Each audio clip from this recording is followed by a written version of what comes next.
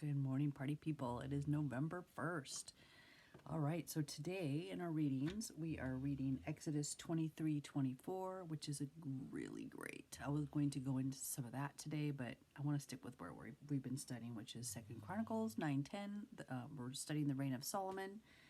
Then, of course, our reading today included Revelations 21:22. So we're finishing Revelations, so tomorrow we'll be restarting Revelations. Psalm 23:26, and then Proverbs 30. So we're almost through the book of Proverbs as well. There's only 31, so we've got one more there. All right, so today we are back with the reign of Solomon. So as we've been studying 2nd Chronicles, remember the audience for 2nd Chronicles was going to be the people that were in the dispersion that were rebuilding the temple. They were gathered back to the land, and so this was to encourage them and inspire them. So what you see in the book of Chronicles is you see a very positive reflection of King Solomon. So as we're finishing out King Solomon's reign here, the huge first portion of King Solomon's reign, all it did was in 2nd Chronicles was discussed, remember, the first like 6-7 chapters about him rebuilding the temple, right? So it's all about his righteousness and how he followed after David, his father. And so here we're seeing the ending of Solomon's reign in chapter 9 and 10. And again, we're seeing mainly just the good aspects of King Solomon's reign. In other places in the Bible, the story is more fully developed, and you see other aspects of his reign and why the result of that was a split kingdom. Okay, but here in chapter 9:10, where we are today, we see the infamous Queen of Sheba. So those of you that have never studied the Bible before, this was a real person. There's lots of lore and history that may have some truth in it. We don't know 100%.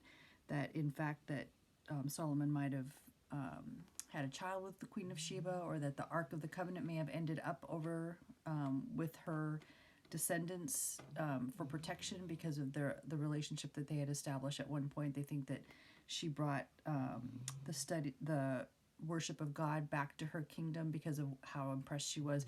So those are all things that are not fleshed out in the Bible, but those are histories and lores that have been passed down through generations. So who knows? I mean, that would take another whole study. There could be some truth there. But anyway, so here we are in chapter 9. We see the Queen of Sheba arriving. So it says, "Now when the Queen of Sheba heard of the fame of Solomon, she came to Jerusalem to test Solomon with hard questions." Remember, he was famous for his wisdom. And back in that time and in that region of the world, that was a very honored thing to be known for wisdom, to be wise. That's why he wrote all those Psalms, a lot of Proverbs, that was very common practice back then. So she came to Jerusalem to test Solomon with very hard questions, having a very great revenue, camels that bore spices, gold in abundance, and precious stones. And when she came to Solomon, she spoke with him about all that was in her heart. So Solomon answered all her questions. There was nothing so difficult for Solomon that he could not explain it to her. And when the Queen of Sheba had seen the wisdom of Solomon, the house that he had built, the food on his table, the seating of his servants, the service of his waiters, and their apparel, his cupbearers and their apparel, and his entryway by which he went up to the house of the Lord, there was no more spirit in her. Then she said to the king, "It was a true report which I heard in my own land about your words and your wisdom." So his fame had spread to where she lived. "However, I did not believe their words until I came and saw it with my own eyes. And indeed, the half of the greatness of your wisdom was not told me. You exceed the fame of which I heard. Happy are your men, and happy are these your servants who stand continually before you and hear your wisdom. Blessed be the Lord your God, who delighted in you, setting you on his throne to be king for the Lord your God. Because your God has loved Israel, to establish them forever, therefore he made you king over them to do justice and righteousness." And then it talks about the gifts that she gave them. And then again, it goes into Hiram, right? It's also the servants of Hiram, the servants of Solomon, who brought gold from Ophir, brought algum wood. So it talks about all the things that Solomon and the king of Hiram were working together to bring in. And then it talks down in verse 13, it talks about his great wealth and how much money he was brought in, how he made all of these decorative things out of gold. Then talks about his throne, his drinking vessels of gold, and this is all in chapter 9. So then in verse 22, it says, "So King Solomon surpassed all the kings of the earth in riches and wisdom. And all the kings of the earth sought the presence of Solomon to hear his wisdom, which God had put in his heart. Each man brought his present, articles of silver and gold, garments, armor, spices, horses, and mules, at a set rate year by year." So that's describing taxes. Solomon had, then it talks about his stalls and horses and chariots. "So he reigned over all the kings from the river to the land of the Philistines, as far as the border of Egypt. The king made silver as common in Jerusalem as stones, and he made cedar trees as abundant as the sycamores which are in the lowland. And they brought horses to Solomon from Egypt and from all the lands."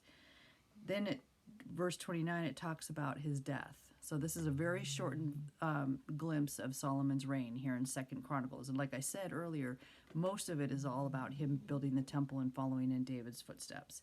So in verse 29, it says, "Now the rest of the acts of Solomon, first and last, are they not written in the book of Nathan the prophet, in the prophecy of Ahijah the Shilonite, and in the visions of Iddo the seer, concerning Jeroboam the son of Nebat?" So that's bringing in a new character now in this section of 2nd Chronicles.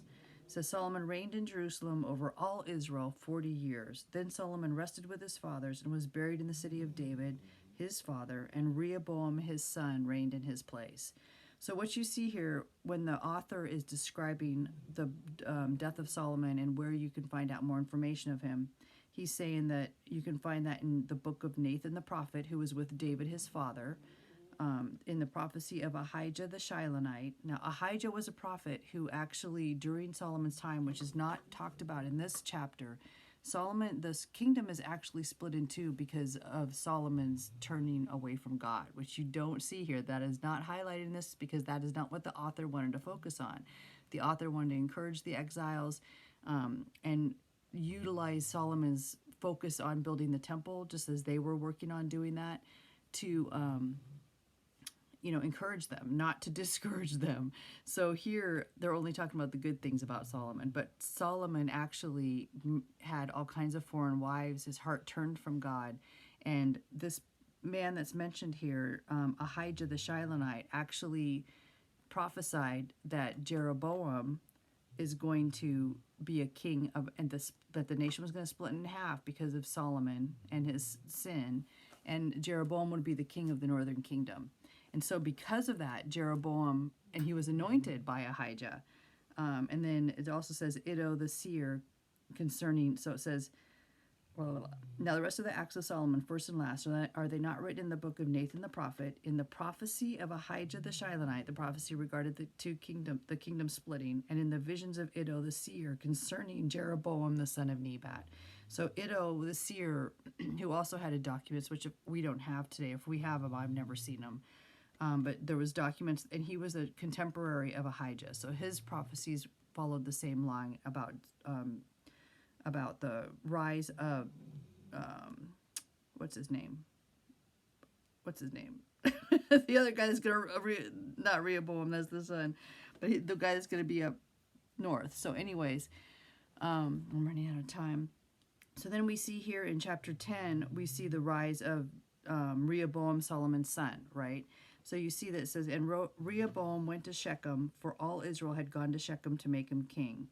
So it happened when Jeroboam, the son of Nebat," so that's the guy who had been anointed king, that he was going to be king of the northern kingdom.